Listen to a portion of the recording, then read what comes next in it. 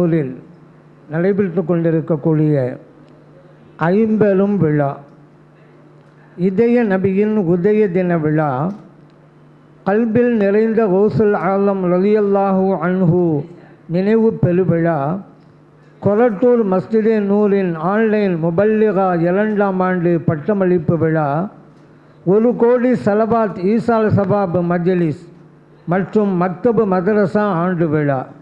இந்த ஐம்பெரும் விழாவில் தகுதிமிக்க தலைவர், ஜமாலியா அரபிக் கல்லூரியின் போற்றுதலுக்குரிய முதல்வர் மௌலானா மௌலவி சையீத் நயாஸ் அஹமது ஜமாலி பிகாம் எம்ஏ ஹலரத் பெருந்தகை அவர்களே,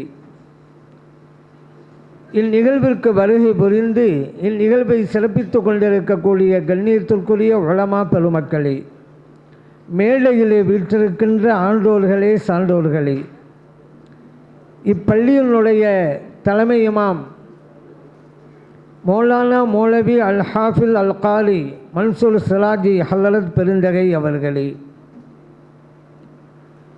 அன்பார்ந்த பெரியோர்களே, இளைஞர்களே, சிறார்களே, தாய்மார்களே, சகோதரிகளே,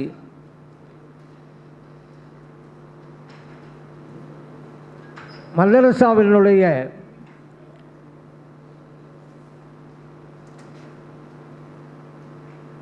மாணவர் மாணவிகள், கண்மணிகளே, சிறப்புமிக்க இந்த நிகழ்விற்கு ஏற்பாடு செய்திருக்கின்ற கொரட்டூர் மஸ்ஜிதே நூரினுடைய பாராட்டுதலுக்குரிய நிர்வாக பெருமக்களே, புனிதமான நிகழ்வில் நம்மையெல்லாம் பங்களிக்க செய்து நல்லதை சொல்லவும் கேட்கவும் வாய்ப்பளித்த எல்லாம் அல்ல இறைவனை போற்றி புகழ்ந்து எனது உரையை தொடங்குகின்றேன். நமது மார்க்கம் கல்விக்கு முக்கியத்துவம் கொடுக்கிறது. குர்ஆனிலே இருக்கிற வசனங்களில் முதலாவது வசனம் யக்ராஇ, நீங்கள் படியுங்கள், ஓதுங்கள் என்பதுதான். இறைவன் தனது வேதத்தை படியுங்கள் என்றுதான் தொடங்குகிறான். குர்ஆனிலே 114 சூறாக்கள் உண்டு. ஒவ்வொரு சூறாவுக்கும் ஒரு பெயரும் உண்டு. அதிலே ஒரு சூறாவின் பெயர் அல் கலம், பேனா எழுதுகோல். இறைவன் படிப்புக்கு கொடுக்கிற முக்கியத்துவம் என்ன என்பதை இதிலிருந்து நம்மால் புரிந்து கொள்ள முடியும். இன்னொன்று தெரியுமா, இறைவன் வேதத்தின் பெயரே குர்ஆன் என்று தானே வைத்தான், கிதாபு என்று தானே வைத்தான். குர்ஆன் என்றால் படிக்கப்பட வேண்டியது, கிதாப் என்றால் எழுதப்பட்டது.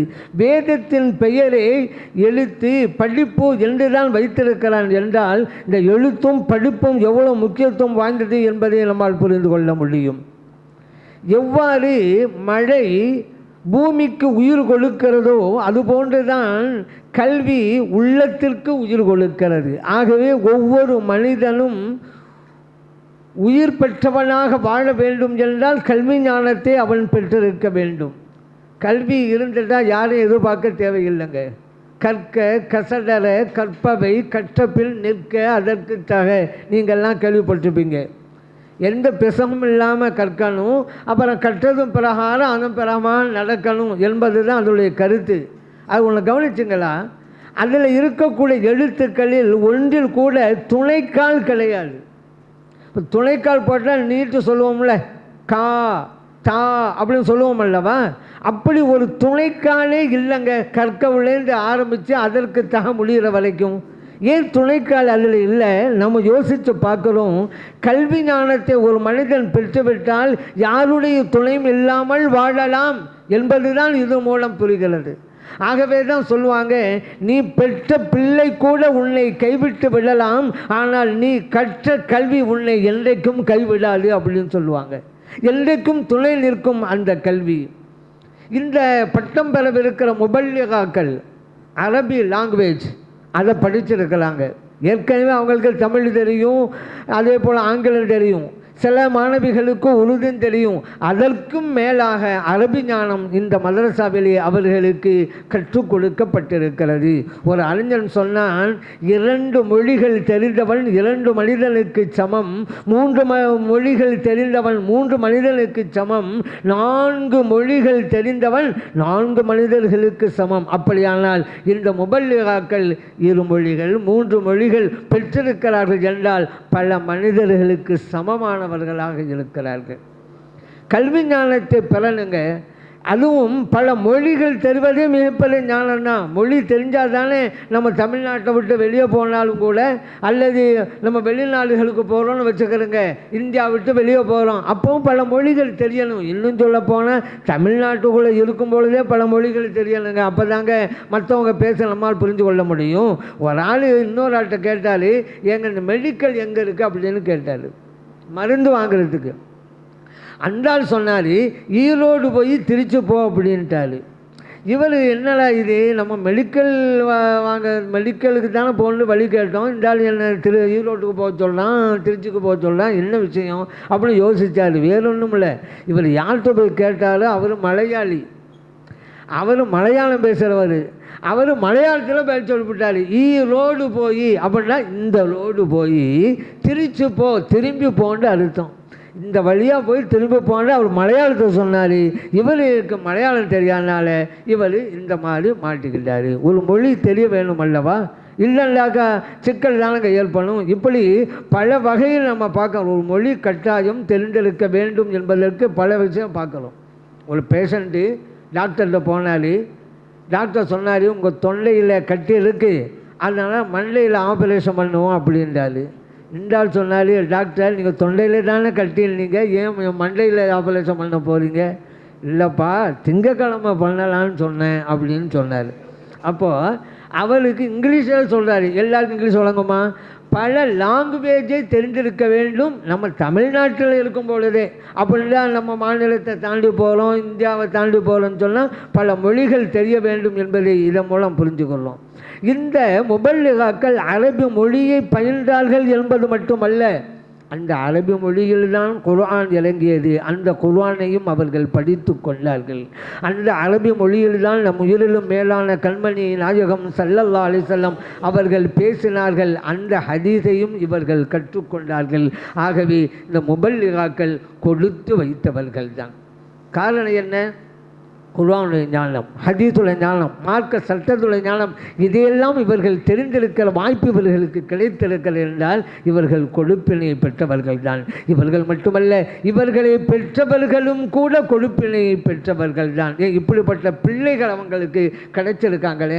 அதனால தான் சொல்லுவாங்க, பிள்ளை பெற்றால் என்ன பலன், பிள்ளை பேரெடுத்தால் பெற்ற பலன் அப்படிம்பாங்க. அந்த வகையிலே இந்த முபல்லிகாக்களுடைய பெற்றோர்கள் பேரெடுத்திருக்கிறார்கள், பெற்ற பலனை அடைந்திருக்கிறார்கள் என்பதை இதன் மூலம் நாம் அறிந்து கொள்கிறோம். இந்த முபல்லிகாக்கள் சில விஷயங்களை மக்களுக்கு சொல்லணும். தான் படித்ததெல்லாம் மக்களுக்கு சொல்லணும் அல்லவா, அந்த கடமை அவர்களுக்கு இருக்கிறது. எப்படி சொல்கிறது? அல்லாஹ் குர்ஆனில் சொல்லலாம், வகூலா லஹு கௌலன் லய்யினா, நீங்கள் மென்மையான முறையிலே சத்தியத்தை எடுத்து சொல்லுங்கள். ஆகவே இந்த முபல்லிகாக்களும் மக்களுக்கு சத்தியத்தை எடுத்து கூறுகிற கடமை உள்ளவர்களாக இருக்கிறார்கள். அதை மென்மையான முறையிலே சொல்ல வேண்டும். அடுத்து மேலும் இன்னொரு வழிமுறையும் இறைவன் சொல்லித் தருகிறான். உதுஉ இலா சபீல் ரப்பிக பில் ஹிக்மதி வல் மௌஇலத்தில் ஹஸனா. நபி அவர்களே, மக்களை உங்களுடைய ரப்பினுடைய பாதையின் பக்கம் அழையுங்கள், ஞானத்தை கொண்டும் அழகிய அறிவுரையை கொண்டும் என்று சொல்லுகிறான். அதனால் முபல்லிகாக்கள் இதை ஃபாலோ பண்ணணும். மக்களுக்கு தான் நினைத்ததையெல்லாம் சொல்லிவிட வேண்டும் என்பதல்ல, எதை எப்போது சொல்ல வேண்டுமோ அதை உரிய முறையிலே எடுத்து சொல்ல வேண்டும். காரணம், ஒரு வார்த்தை வெல்லும், இன்னொரு வார்த்தை கொள்ளும் என்பார்கள். ஆகவே முபல்லிகாக்களே, நீங்கள் அறிவுரை வழங்குகின்ற போது உங்களுடைய வார்த்தைகள் மற்றவர்களுடைய உள்ளங்களை வெல்ல வேண்டுமே தவிர யாருடைய உணர்வுகளையும் கொண்டுவிடக்கூடாது. அதே போன்று சொல்லுவார்கள், ஒரு வார்த்தை பண்படுத்தும் அல்லது புண்படுத்தும். நீங்கள் பேசுகின்ற போது உங்களுடைய வார்த்தைகள் மற்றவர்களை பண்படுத்த வேண்டுமே தவிர யாருடைய உள்ளங்களையும் புண்படுத்த வேண்டாம். அந்த வகையிலே நீங்கள் அறிவுரைகளை மக்களுக்கு மத்தியிலே வழங்குங்கள். எத்தனையோ நல்ல வார்த்தைகள் இருக்கின்ற போது தீய வார்த்தைகளை நாமே உபயோகிக்கணும். இனிய உளவாக இன்னாத கூறல் கனி இருப்ப காய் கவர்ந்தற்று அப்படின்னு சொல்லுவாங்கல்ல.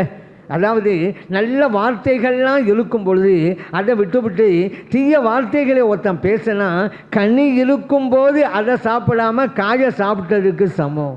அழகான கனிகள் உண்டு, அழகான பழ வர்க்கங்கள் உண்டு, அதை திங்க வேண்டியதானே. அப்படி இருக்கும்போது ஏப்பா காயை இழுத்து சாப்பிட்ற? அந்த மாதிரி தான் அழகிய வார்த்தைகள் இருக்கும்போது நீங்கள் தகாத வார்த்தைகளை கொண்டு அறிவுரை வழங்குவதற்கு முற்பட வேண்டாம் என்பதுதான்.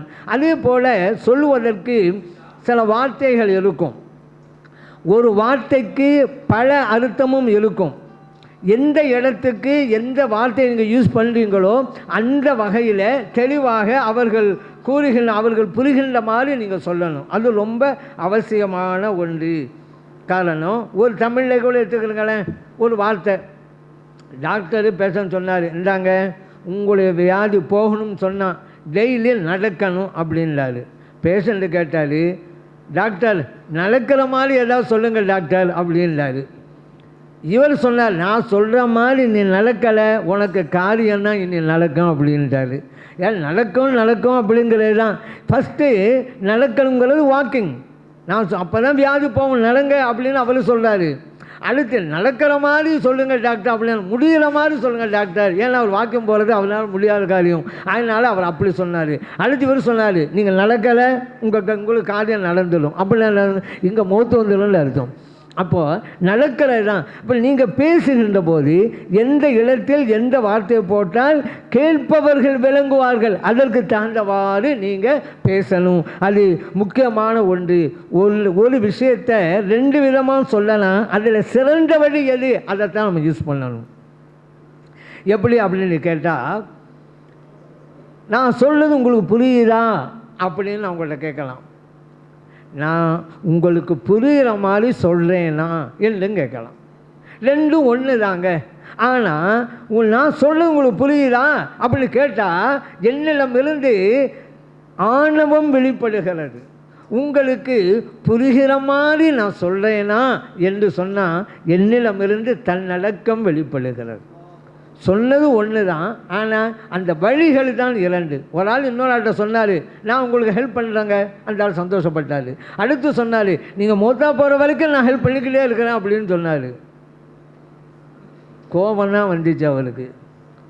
அதே போல் இன்னொரு ஆள் சொன்னார், உனக்கு நான் ஹெல்ப் பண்ணுறேன், உன் ஹயாத்து உள்ள வரைக்கும் நான் ஹெல்ப் பண்ணுறேன் அப்படின்றாரு. இப்போ சந்தோஷப்பட்டார் அவர். ஏங்க, நீ மொத்தா போகிற வரைக்கும் உதவி செய்கிறேன் அப்படிங்கிறதும் உன் ஹயாத்து உள்ள வரைக்கும் உதவி செய்யுங்கிறது ரெண்டும் ஒன்று தானேங்க. ஆனால் உன் ஹயாத்து உள்ள வரைக்கும் உதவி செய்கிறேன் என்றால் சந்தோஷப்படுறாரு. நீ மொத்தா போகிற வரைக்கும் நான் உதவி செய்கிறேன், கோபம் வருது, நீ உன் உதவியே வேணாங்கிட்டார் அவர். என்னடா நீ எப்போலாம் நான் மொத்தா போட்டு உட்காந்துருப்பேன், நீ உன் உதவியே எனக்கு வேணாம். எங்கள் அர்த்தம் ஒன்று தாங்க, சொல்லுகின்ற வழிகள் தான் இரண்டு. அழகிய முறையிலே நீங்கள் சொல்ல வேண்டும். இதுதான் மிக முக்கியமான ஒரு கருத்தை சொல்றதுக்கு. இன்னொன்று, தெளிவாகவும் பேச வேண்டும். ஒன்றை பேசுங்கள், தெளிவாக பேசுங்கள், இல்லைன்றாலும் மாற்றி வழங்கிடுவாங்க.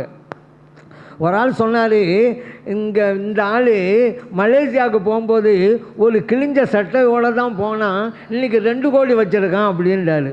உடனே அவர் கேட்டார், 2 கோடி கிழிஞ்ச சட்டை வச்சுக்கிட்டு இவன் என்ன செய்ய போகிறான் அப்படின்றாரு. அதாவது அவர் ரெண்டாவதாக சொல்லும்போது பணம்னு தெளிவாக சொல்லலை. ஒரு கிழிஞ்ச சட்டையோடு போனால் இப்போ 2 கோடி வச்சிருக்கான்டாரு.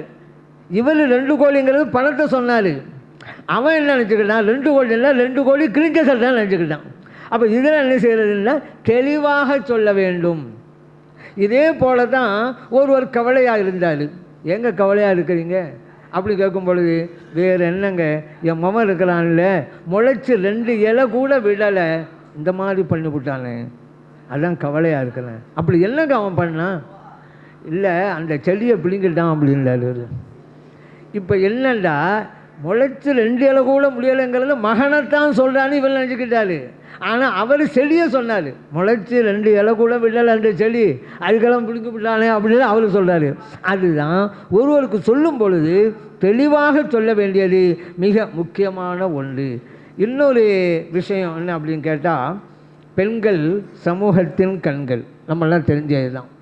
எந்த அளவுக்குன்னு சொன்னால், நாம் மூச்சு விடுவதற்கு ஆக்சிஜன் வேணும் அல்லவா, அது போன்றுதான் சமூகத்திலே பெண்கள் இருக்கிறார்கள். அவர்களும் கல்வி ஞானத்தை பெற வேண்டும். மார்க்கம் சொல்லுகிறது, வது குல்ன மா யுத்துலா ஃபி புஜூத்தி குல்ன மின் ஆஜாத்தில்லாஹி வல் ஹிக்மா. நீங்கள் பெண்களே உங்களுடைய வீடுகளில் ஓதப்படுகிற வசனங்களையும் ஞானங்களையும் நீங்கள் கற்றுக்கொள்ளுங்கள், நீங்கள் கூறுங்கள், மற்றவர்களுக்கும் எழுத்து சொல்லுங்கள் என்றெல்லாம் இறைவன் சொல்லித் தருகிறான். உங்களுக்கு தெரியுமா, ஆயிஷா சித்திகா ரலியல்லாஹு அன்ஹா ஸல்லல்லாஹு அலைஹி வஸல்லம் அருமை துணைவியார் ஹதீஸ் அறிவித்தாங்க. எத்தனை தெரியுமா? 2710 ஹதீதுகள் அவர்கள் அறிவித்தாங்க. அப்படியானால் எவ்வளவு பெரிய கல்வி ஞானத்தை பெற்றிருக்க வேண்டும். அவர்கள் குர்ஆனுடைய விளக்கத்தை கூறுவார்கள். அந்த விளக்கத்தை பெறுவதற்கு ஆண்கள் சஹாபா பெருமக்கள் வருவாங்க. ஹதீஸுடைய விளக்கத்தை அவர்கள் கூறுவார்கள். அதை பெறுவதற்கு ஆண்கள் சஹாபா பெருமக்கள் வருவாங்க. எத்தனையோ மார்க்க சட்ட திட்டங்களை எல்லாம் பெற்றுக்கொள்வதற்காக ஆண்களான சஹாபா பெருமக்கள் அன்னை ஆயிஷா சித்திகா ரலியல்லாஹு அன்ஹா அவங்கள்ட்ட வந்து கேட்பாங்கன்னு சொன்னால் எவ்வளோ பெரிய கல்வி ஞானத்தை அவர்கள் பெற்றிருக்க வேண்டும். அப்படித்தான் முபல்லிகாக்களே நீங்களும் இருக்கிறீர்கள். இன்றைக்கு சமூகத்தில் மற்ற பெண்களுக்கு நீங்கள் மார்க்க சட்ட திட்டங்களை எடுத்து சொல்லக்கூடிய நிலையிலே இருக்கிறீங்க. ஆயிஷா சித்திகா ரலியல்லாஹு அன்ஹா அவர்களுடைய வாரிசு பெண்களாக நீங்கள் இருக்கிறீங்க. ஆகவே மக்களுக்கு நீங்கள் எடுத்து சொல்லுங்க. அந்த பெண்களுக்கு கல்வியை கொடுக்கிறது, ஆண்களுக்கு கல்வியை கொடுக்கிறது, ரெண்டுக்கும் வித்தியாசம் இருக்குதுங்க. ஆண்களுக்கு கல்வியை கொடுப்பது தனி மனிதனுக்குத்தான். ஆனால் பெண்களுக்கு கல்வியை கொடுப்பது குடும்பத்திற்கே கொடுக்குற மாதிரி. ஒரு ஆண்மகனுக்கு கல்வி கற்றுக் கொடுத்தோம், அவன் பெற்றான், அது அவன்கிட்ட தாங்க இருக்கும். காலையில் எழுந்திருப்பான், அப்புறம் வேலைக்கு போயிடுவான், இரவு வருவான், படுத்து தூங்கிடுவான், இப்படி தாங்க. ஆனால் ஒரு பெண்மணி கல்வி ஞானத்தை பெற்றுவிட்டால் அது அவளிடம் மட்டும் இருக்காது, வீட்டில் இருக்கக்கூடிய எல்லா உறுப்பினர்களுக்கும் அவள் சொல்லிக் கொடுத்து விடுவாள். ஆகவே தான் ஒரு பெண்ணுக்கு கல்வியை கொடுப்பது ஒரு குடும்பத்திற்கே கொடுப்பது போல. ஒரு நல்ல பெண்மணி குடும்பத்தை சிறந்த பல்கலைக்கழகமாக மாற்றி விடுவாள். அப்படிப்பட்ட ஆற்றலும் திறமையும் அந்த பெண்ணுக்கு இருக்கிறது என்றால் அந்த பெண்ணுக்கு நீங்கள் கல்வி ஞானத்தை கொடுங்க. அதான் அந்த பெண்மணி தானே இப்போ வளர்க்குறாங்க குழந்தைகளை. இப்போ நான் கூட சொல்கிறது அடிக்கடி, முபல்லிகாக்களே ஆலிமாக்களே, நீங்கள் கல்வியை கற்பது உங்களுக்காக மட்டும் இல்லைங்க, நீங்கள் ஈண்டெழுக்க போகிற குழந்தைகளுக்காகவும் தான் நீங்கள் கல்வியை கற்கிறீர்கள். காரணம், நீங்கள் கல்வியை கற்கும்போது தான் குழந்தை வளர்ப்பு எப்படிங்கிறது உங்களுக்கு தெரியும். அது தெரிஞ்சால் தானே உரிய முறையில் நீங்கள் குழந்தைகளை வளர்க்க முடியும். ஆகவே தான் அதை தெரிந்திருக்க வேண்டும் என்பது. தாயின் மடிதான் குழந்தையின் முதல் பள்ளிக்கூடம், தாயின் கருவறை தான் குழந்தையின் முதல் வகுப்பறை. ஆகவே தான் அந்த தாய் கல்வியை பெற்றிருக்க வேண்டும். இந்த உலகத்தில் பெரும்பெரும் இமாம்களையெல்லாம் நாம் பார்த்தோம் அல்லவா, அவர்களும் எப்படி உருவாக்கினார்கள் பாருங்கள். இன்றைக்கி தாய்மார்கள் பிள்ளைகளையெல்லாம் நல்ல விதமாக உருவாக்க வேண்டும் என்று நினைக்கிறாங்க, ஆனால் முடியலை. ஏன்? அதை தடுக்கக்கூடிய அளவிற்கு அந்த வீடுகளில் மெயினாக டிவி இருக்குது, பிள்ளைகள் படிக்கிறதில்லை. அதே போல் செல்ஃபோனும் வந்துடுச்சு.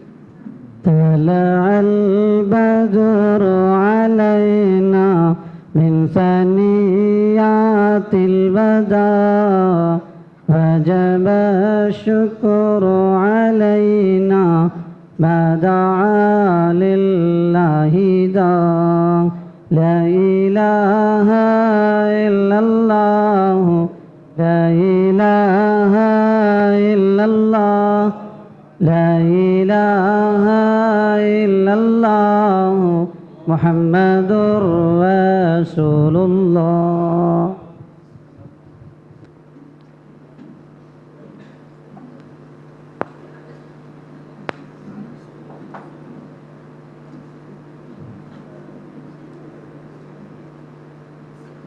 பெண்களுக்கு கல்வி அவசியம். அதற்கு ஒரு உதாரணம் சொல்லுவாங்க.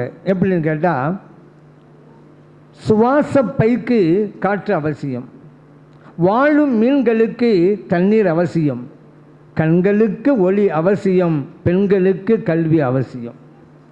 அந்த பெண்கள் கல்வியை பெற்றால்தான் பிள்ளைகளை சிறந்தவர்களாக உருவாக்க முடியும், தலைவர்களாக உருவாக்க முடியும். அப்படி உருவாக்கி காட்டியிருக்கிறார்கள் நமது முன்னோடிகளான பெண்மணிகள் எல்லாம். காரணம், உதாரணத்திற்கு சொல்ல வேண்டுமானால், இமாம் ஷாஃபிஈ ரஹ்மத்துல்லாஹி அலைஹி அவர்கள் உலகமே வியக்கின்ற அளவிற்கு சட்ட மேதையாக திகழ்ந்து கொண்டிருக்கிறார்கள். அவர்களை உருவாக்கியது அவர்கள் ஈண்டெடுத்த அருமை தாயார் தான். குர்ஆனுக்கு அடுத்து முதலாவதாக இருக்கக்கூடிய சிறந்த நூல் என்கின்ற பெருமை புகாரி ஷரீஃபிற்கு உண்டு. அந்த நூலை கொடுத்த இமாம் புகாரி ரஹ்மத்துல்லாஹி அலைஹி அவர்களை இந்த சமூகத்திற்கு வழங்கியது அவர்களை ஈண்டெடுத்த தாயார் தான். இப்படி ஒவ்வொருவராக எடுத்துக்கொள்ளுங்களே. மெய்நிலை கண்ட ஞானி முஹ்யித்தீன் அப்துல் காதிர் ஜெயிலானி ரலியல்லாஹு அன்ஹு அவர்கள் இன்றைக்கு உலகமே அவர்களை போற்றுகிறது, பாராட்டுகிறது என்றால் அந்த உயர்ந்த நிலைக்கு அவர்கள் வந்ததற்கு காரணம் அவர்களை ஈண்டெடுத்த அருமை தாயார் தான். அப்படியானால் கல்வி ஞானம் இருந்தால் பிள்ளைகளை சிறந்தவர்களாக உருவாக்கி காட்ட முடியும். ஆகவேதான் முபல்லிகாக்கள் கல்வி ஞானத்தை பெற்றிருக்கிறார்கள். அவர்களுக்காக மட்டுமல்ல, அவர்கள் ஈண்டெடுக்கப் போகிற குழந்தைகளுக்காகவும் தான் அவர்கள் பெற்றிருக்கிறார்கள், அல்லது ஈண்டெடுத்திருக்கிற பிள்ளைகளுக்காகத்தான் அவர்கள் பெற்றிருக்கிறார்கள். ஆனால் இதுக்கெல்லாம் தடையாக இருப்பது ஒவ்வொரு வீட்டில் இருக்கக்கூடிய டிவி தானங்க. பாப்பா அம்மாவும் சொல்கிறாங்க, நீ பார்க்காதப்பா, படி, நீ குர்ஆன் எழுத்து ஓதி மனப்பாடம் பண்ணு என்று சொன்னால் எந்த பிள்ளைகள்ங்க இப்போ இந்த காலத்தில் கேட்குறாங்க? அதனால் ஒரு ஆள் என்ன தெரியுமா செஞ்சாரு, டிவியே வாங்கலைங்க வீட்டுக்கு. டிவியே இல்லை அவர் வீட்டில். அவர் நண்பர் போனார் வீட்டுக்கு, டிவியே காணோம். கேட்டார், என்னங்க டிவியெல்லாம் இல்லையே, என்ன விஷயம்? நான் வாங்கலை அப்படின்றாரு. ஏங்க வாங்கலை? பசங்க அதை பார்த்து இருந்தால் படிப்பு கெட்டு போயிடும்ல, அதனால தான் நான் வாங்கலை. சரிங்க, இப்போ அந்த பசங்கள்லாம் இப்போ எங்கே? பக்கத்து வீட்டில் டிவி பார்த்துட்டு இருக்காங்க அப்படிங்கிறாரு. அதுக்கு இவரை வாங்கியிருக்கலாம் போல தெரியுது. அப்போ இந்த மாதிரி இது இல்லாமல் இருக்க முடியாது அப்படிங்கிற சூழ்நிலை உருவாகி போச்சு. அடுத்ததாக இந்த செல்ஃபோன் விஷயம், அதுவும் கூட அந்த மாதிரி தான் ஆகிப்போச்சு. இப்போ செல்ஃபோன் இல்லாமல் இருக்க முடியுதா? பெரியவர்களிலே இருந்து சிறியவர்களுக்கும் எல்லா கையிலும் செல்ஃபோன் இருக்கிறது. ஒரு வீட்டில் 4 பேர் இருந்தால் 4 பேர் கையிலையும் செல்ஃபோன் இருக்குது. பாப்பா கையில், மகள் கையில், மகன் கையில் ஃபோன் வருது. பாப்பாவுக்கு அவர் விடுவிடுன்னு வெளியே ஓடுறாரு. அப்புறம் மகளுக்கு ஃபோன் வருது, ரூமுக்கு ஓடுறாங்க. அப்புறம் மகனுக்கு ஃபோன் வருதுங்க, அப்புறம் மொட்டை மாடிக்கு ஓடுறான் அவன். கடைசியில் போனவங்கெல்லாம் கவலையோடு வந்தாங்க. ஏப்பா கவலையோடு வரீங்க? யாருக்குமே டவர் கிடைக்கல அப்படின்னு சொல்லி. அப்படி எல்லாருக்கும் சரி, குழந்தை உள்பட ஒரு குழந்தைய ஆசுவாசப்படுத்தணும், அழுகை நிறுத்தணும். அதுக்கு கூட அந்த காலத்துல எல்லாம் பொம்மையை கொடுப்பாங்கல்ல, இந்த காலத்தில் செல்போனை தான் கொடுத்துட்றாங்க. அதெல்லாம் இப்போ என்ன ஆகிப்போச்சு தெரியுமா? அன்று இன்று வித்தியாசம் அதுதான். அன்று நம் பிள்ளைகள் நம் சொல்லுக்கு அடிமையாக இருந்தார்கள், இன்று நம் பிள்ளைகள் செல்லுக்கு அடிமையாக இருக்கிறார்கள். நம் சொல்பள்ளிகள் நடக்கிறது இல்லை. கொடுத்த கடனை கூட திரும்ப வாங்கிடலாம் போல தெரியுது, குழந்தை கையில் கொடுத்த செல்போனை வாங்கவே முடியலை. அந்த மாதிரி ஆகிப்போச்சு. எல்லார் கையிலையும் அப்படி இருந்ததுங்க. அந்த அன்று இன்று எவ்வளவோ மாற்றங்கள் இந்த செல்போன்னாலேயே. படிப்பு போச்சு, அவங்க நல்ல ஒழுக்கம் போச்சு, நல்ல பண்பு போச்சு, எல்லாம் போச்சுன்னு தான் இந்த இருக்குது செல்போனால். இப்படி இருக்கும்போது இந்த சமூகத்தை மாற்றி அமைக்க வேண்டியது இந்த முபல்லிகாக்களுடைய கடமையாக இருக்கிறது. கைபேசி வந்ததுனால என்ன மாற்றம், அதை நம்ம தெரிஞ்சு கொள்வோமா? அன்று காலை எழுந்தவுடன் பல்லை தேய்த்தார்கள், இன்று காலை எழுந்தவுடன் செல்லை தேய்க்கிறார்கள். அன்று வீட்டில்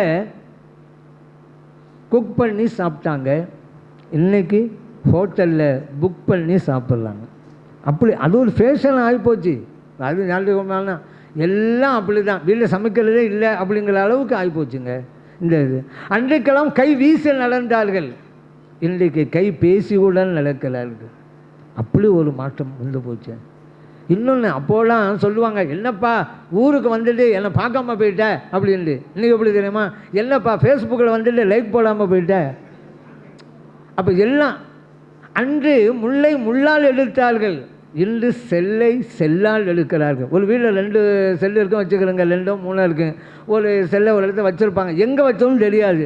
அதுக்கு இன்னொரு செல்லேருந்து ஃபோன் போடுவாங்க, அது லிங்கானவங்கள அங்கே தான் இருக்குது அப்படின்னு கண்டுபிடிச்சிடுவாங்க. செல்லை செல்லால் எடுக்கிறாங்களாம். ஆனால் அதுக்கு சார்ஜ் இருக்கணும், எல்லாரும் முடியாது. இல்லாட்டி என்னத்தை அடித்தாலும் முடியாது, காலம் போனால் கஷ்டப்பட்டு தான் டெய்லி எடுக்கணும், அது ஒரு விஷயம்.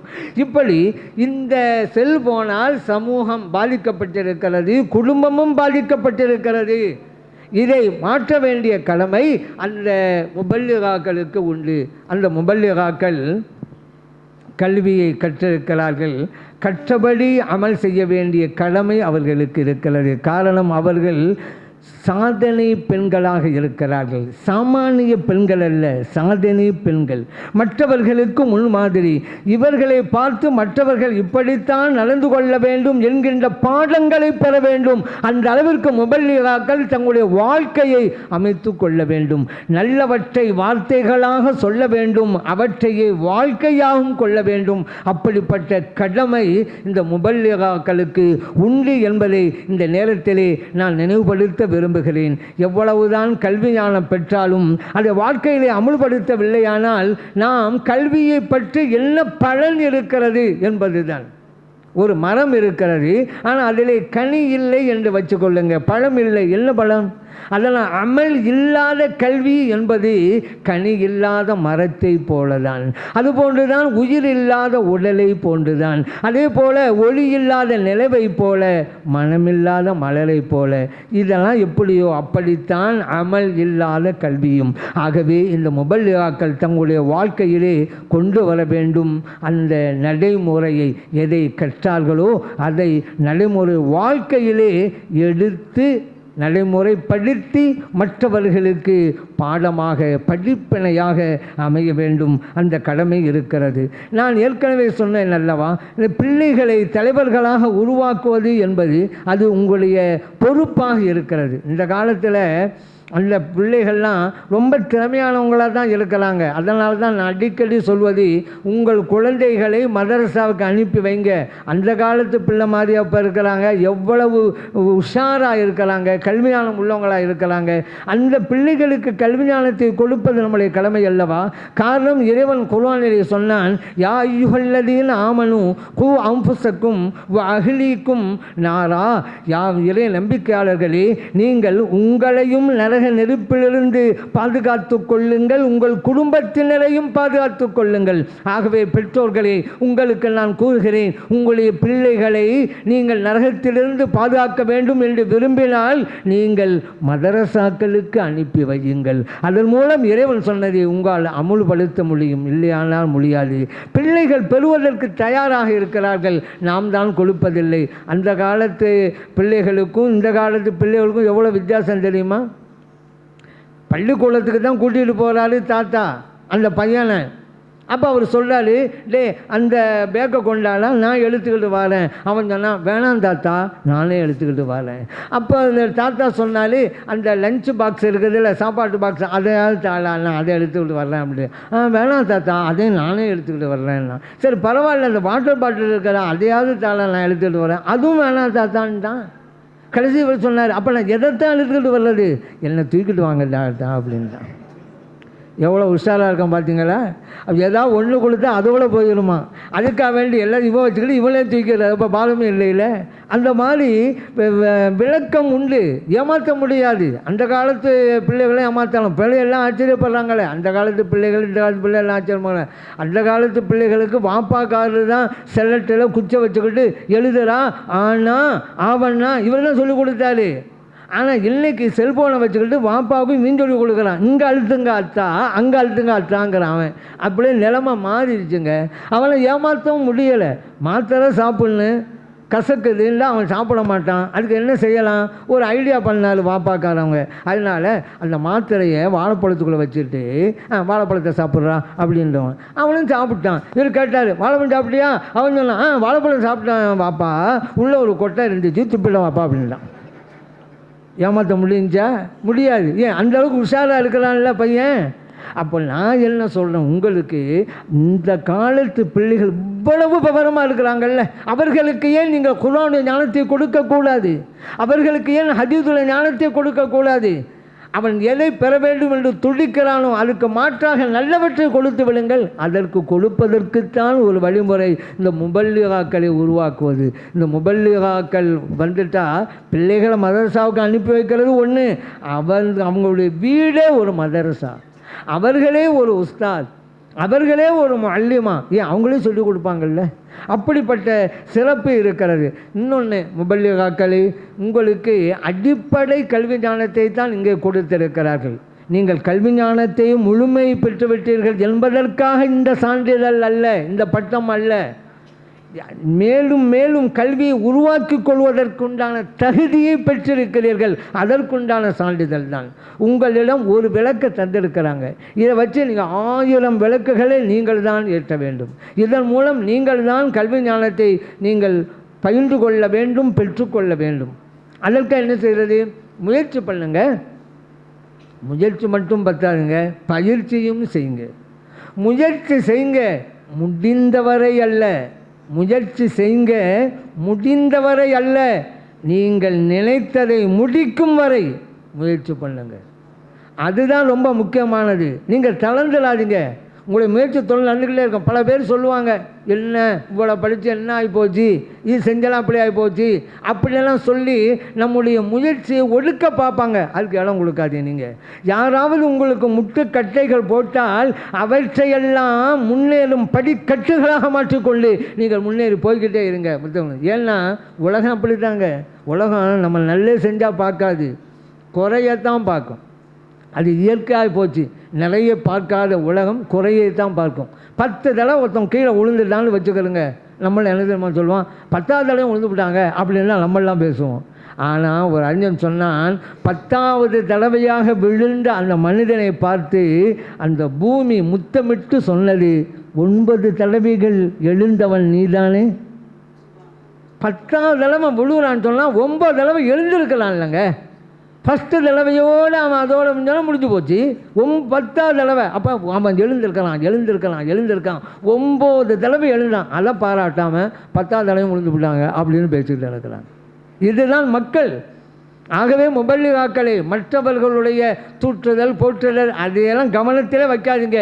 நீங்கள் உங்களை இலக்கை அடைகிற வரைக்கும் நீங்கள் முயற்சி செய்து கொண்டே இருங்கள். மேலும் இந்த மதரசாவிற்கு பெற்றோர்களை உங்கள் பிள்ளைகளை அனுப்பி வையுங்கள் என்று ஏன் தெரியுமா சொல்கிறோம்? நபிகள் நாயகம் ஸல்லல்லாஹு அலைஹி வஸல்லம் அவங்க சொன்னாங்க, ஒரு தாயும் தந்தையும், முக்கியமாக ஒரு தந்தையில் எடுத்துக்கொள்ளலாம், தன் பிள்ளைக்கு கொடுக்கிற கொடையில் நல்ல ஒழுக்கத்தை விடவும் சிறந்த கொடையை கொடுத்து விட முடியாது என்கிறார்கள் நபிகள் நாயகம் ஸல்லல்லாஹு அலைஹி வஸல்லம். அபூதாவுதிலே பதிவு செய்யப்பட்ட ஹதீஸ். பெற்றோர்களே, உங்கள் பிள்ளைகளுக்கு சிறந்த கொடையை வழங்க வேண்டும் என்று நீங்கள் விரும்புகிறீர்களா? அப்படியானால் இது போன்ற மதரசாக்களுக்கு நீங்கள் அனுப்பி வையுங்கள். அது மிக முக்கியமான ஒன்று. அதே போன்று இறைவன் நம்மை பிரார்த்தனை செய்ய சொன்னான். ரப்பனா ஹபிலனா மின் அஸ்வாஜினா வ ذُرِّيَّاتِنَا قُرَّةَ அயுனின் வஜஅல்னா லில் முத்தகீன இமாமா. இந்த வசன பொருள் என்ன தெரியுமா? யா அல்லாஹ், எங்கள் மனைவி மக்களை எங்களுக்கு கண் குளிர்ச்சியாக ஆக்கி தருவாயாக.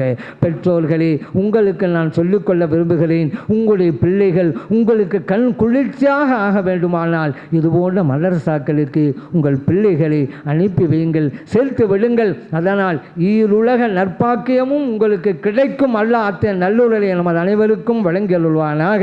ஆமீன். வல்ஹம்துலில்லாஹி ரப்பில் ஆலமீன். வாய்ப்பளித்த நல்லோர்களுக்கு நன்றி கூறி விடைபெறுகிறேன். அஸ்ஸலாமு அலைக்கும் வரஹ்மத்துல்லாஹி வபரகாத்துஹு.